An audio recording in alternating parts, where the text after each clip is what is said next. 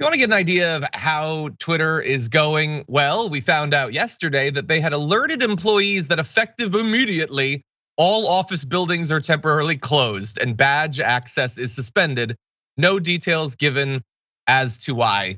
Always a good sign when you're told you cannot go to the building. We can't tell you why you can't go to the building, but you can't go to the building. Oh, by the way, this is a follow-up to us telling people that remote work is done. Everyone needs to show up now. Please don't show up. Eventually, there was a follow-up. Apparently, it was because Elon Musk and his team were terrified that employees were going to sabotage the company, which is his job. Everybody needs to stop trying to take his job. He's doing a perfectly good job himself. And here's the thing.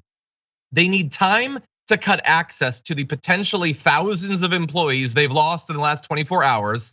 And it is difficult for them to do that because they've lost so many of the people whose job it is to transition people out of employment. It is so falling apart that it's difficult for them to even know who it is that's supposed to have access and who isn't, and for you to actually manage that process. Anyway, all of this is a follow-up to his big ultimatum. You might have heard at various points in your life that giving an ultimatum is always pitched as a sign of strength, but it is in fact always a sign of weakness. And that is being demonstrated in this case. He had earlier given people at Twitter an ultimatum that they had to pledge to become hardcore or something, or else they could leave and get 3 months severance pay, which it turns out when the options are keep working for the guy who's gonna constantly condescend to you and mock you, or take the holidays off and then look for work next year. A lot of people, it turns out, are going for that. And this is consequential, not just for badge access to the buildings, but the Washington Post spoke to a former employee who says, I know of 6 critical systems, like serving tweets level of critical, which no longer have any engineers. There's no longer even a skeleton crew manning the system. It will continue to coast until it runs into something, and then it will stop. And they say every mistake in code and operations is now deadly. Those left, the employees that remain, are going to be overwhelmed, overworked, and because of that, more likely to make mistakes. But at the very least, they'll have high morale or something. Anyway, Brett, what do you think?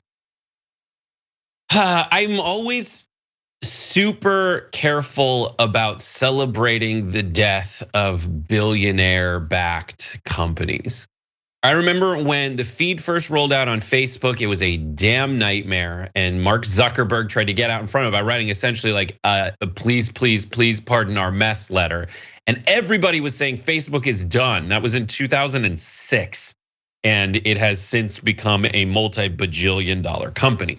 Yeah. Similarly, like for people that don't understand how it works, I always come back to, I'm starting to frequently come back to this like, Newtonian mechanics, quantum mechanics. Those are Newtonian mechanics, something you can wrap your mind around. You take a bouncy ball and you drop it. You can do the math and find out how high it goes when it bounces. But if you make it smaller and smaller, suddenly it just stops obeying those rules. That's like the economy.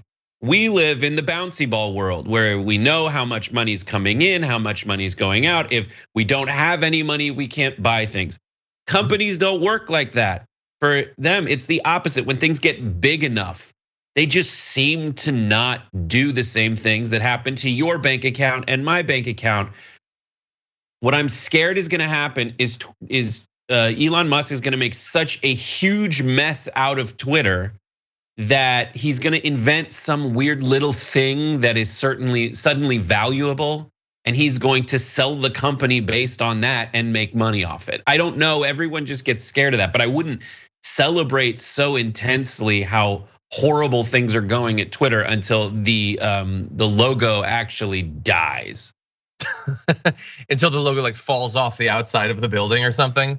Yeah, and look, I would say my celebration, if it can be described as that, is it's there for some things and not for others. I don't overall want Twitter to die. I think that Twitter served a purpose. I think it could have always been better at that purpose. But if we're constantly being told that these people are the best, smartest, hardest working people, why don't you guys just bow down to these sorts of people? And they come in and they demonstrate to us that they don't understand engineering. He doesn't even appear to understand management because some of these decisions he's made in both sides are like, it's not like he swung hard and missed. It made no sense to swing in some of these areas at all. But anyway, we're gonna hold. I gotta catch people up on more of what's going on.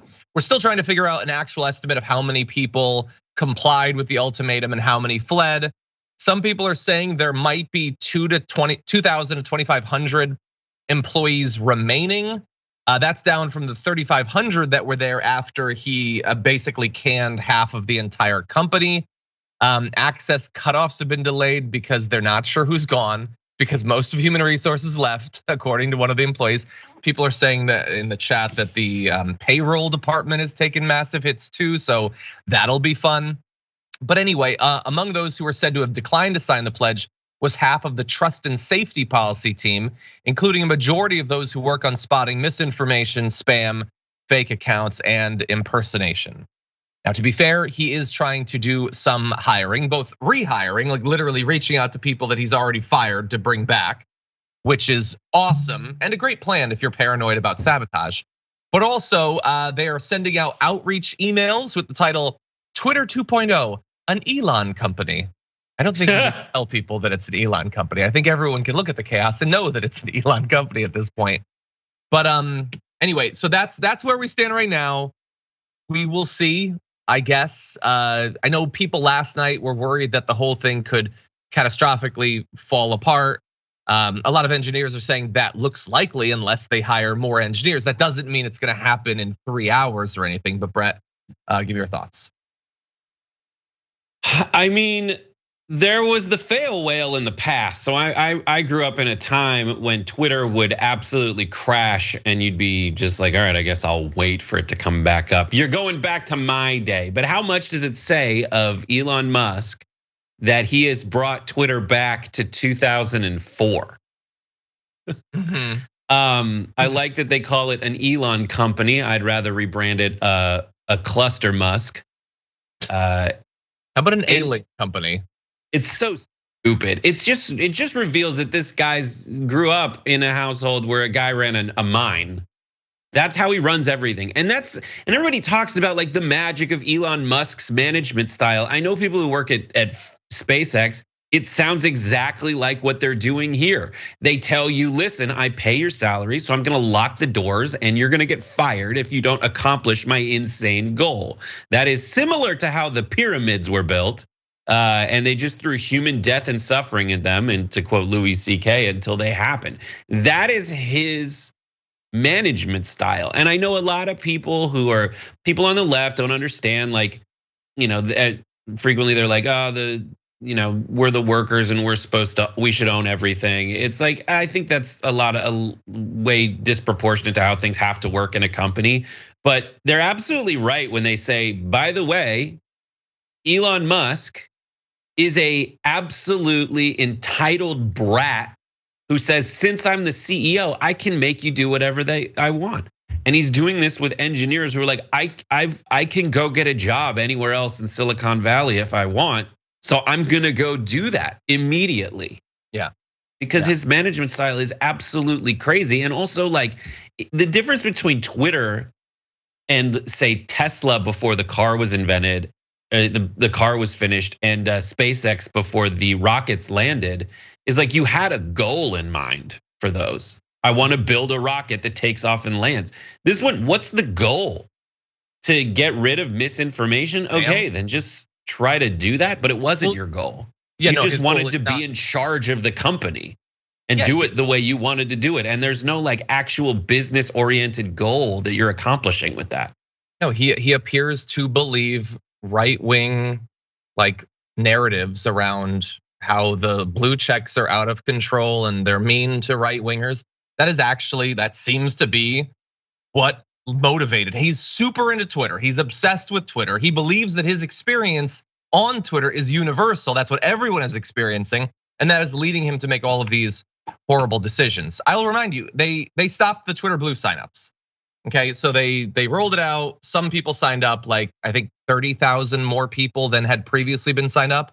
It's absolutely minuscule amount of money that will not pay off even a tiny fraction of the interest on the debt that he's accrued in buying Twitter. But they had to stop it. And he put out a tweet saying, it's gonna come back on November 29th when it's rock solid. And that tweet demonstrates that he still has no idea what he's talking about, because he still thinks the issue is an engineering thing. We know we need to handle the code better. It's not. The issue with the way that you did Twitter Blue is you took something that meant something, and to own the libs, you stripped away its meaning, which has resulted in it not meaning that anymore. Seeing the blue check does not mean that you can be relatively sure that this is an actual person that is sending this message, that what they're saying is what they actually mean. I've actually been fooled in the last couple of days by seeing something and assuming that it was true. And you can't be, and especially when analyses have shown that the new signups aren't even an even distribution or representation of Twitter users. It's largely crypto bros, right-wing political people, Elon Musk fanboys, and I think in a lot of cases, accounts having to do with pornography. That's who are the people who are signing up for Twitter Blue. Most of that I'm perfectly fine with, I don't have a problem with. But I don't need more feigned authenticity to crypto spam people. But that's like, it is, you don't need a decoder ring to figure out what's happening. Like, Elon Musk used Twitter as a way to create this sense of authenticity and reality that wasn't authentic or real. He did it to create Dogecoin runs and various other runs that got him a lot of money. There's a lot. The reason there's crypto bros following that lead is they know that this is one of the places that isn't regulated by common sense rules that keep you from getting screwed. And they took it over so that they could get rid of all the checks and balances on their nonsense.